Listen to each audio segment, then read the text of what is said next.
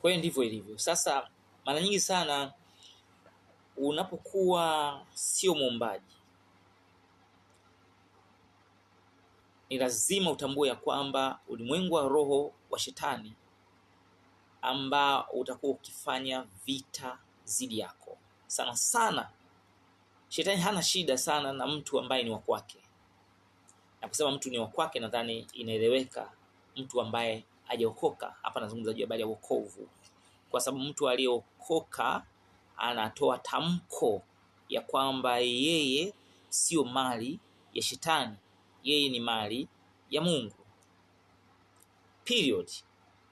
Kwa mtu aliokoka anakuwa iko hivyo, anakuwa ametoa tamko. Sasa kitaratibu ni kwamba una switch position. Unatoka kuwa chini ya ufalme wa giza unaenda katika ufalme wa Mungu. Shetani anaona wivu. Kwa lazima anataka kukoseshe. Kuna mambo fulani ambayo alikuwa anakuwezesha mwanzoni, ambapo wewe wakati ulivyokuwa unafanikiwa ulikuwa unajua kwamba ni akili zako wewe. Ulikuwa unajua kwamba you are so brilliant. Ulikuwa unajua kwamba you are so blessed. Lakini hauwezi kuwa blessed wakati wewe hauko upande wa Mungu. Unajua kuna tofauti kati ya mafanikio na baraka. Ziko tofauti kati ya mafanikio na baraka. Sio wote waliofanikiwa wenye nyumba nzuri, wenye maisha mazuri, wenye magari mazuri, wenye kila kitu hapa duniani, fedha na mali, wamebarikiwa. Ndio maana unakuta mtu ana fedha lakini watoto zake wana magonjwa. Usiku na mchana wako hospitalini wanahangaika na magonjwa. Kwa hiyo hakuna baraka namna hiyo. Unaweza kukuta kwamba mtu ana fedha lakini yeye mwenyewe kila siku anaenda kubadilisha damu. Hakuna baraka za namna hiyo. Kuta mtu ana fedha lakini ndoa yake ni msukosuko. Hakuna baraka za namna hiyo. Kwa hiyo kwa ujumla ni kwamba lazima tufahamu ya kwamba kuna tofauti kati ya mtu aliyefanikiwa na mtu ambaye amebarikiwa. Baraka za Mungu zikija kwa mtu zinakuja kwenye kila idara. Biblia inasema inabarikiwa kapu lako la chakula. Unabarikiwa shamba lako, unabarikiwa watoto wako, unabarikiwa nyumba yako. Kila kitu kinabarikiwa, hata akili zako zinabarikiwa. Hata ile mindset yako inabarikiwa. Yaani ile the way unavyokuwa unawaza, the way unavyokuwa una behave, tamaduni zako, maisha yako, interaction na watu, mifumo yako ya maisha, chakula, kila kitu unapewa taarifa.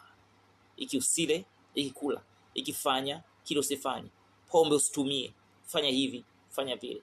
Kwa hiyo wako watu ambao wanaamini ya kwamba wao kwa sababu wamefanikiwa kwenye maisha wamebarikiwa. Na nataka nikupe taarifa leo ya kwamba hakuna baraka nje ya mfumo wa Mungu. Hakuna baraka nje ya mfumo wa Mungu. Haleluya. Hata baadaye nitapata nafasi ya kupita kwenye maandiko nitakuonyesha ya kwamba watu waliobarikiwa walipitaje wakabarikiwa. Bwana Yesu asifiwe.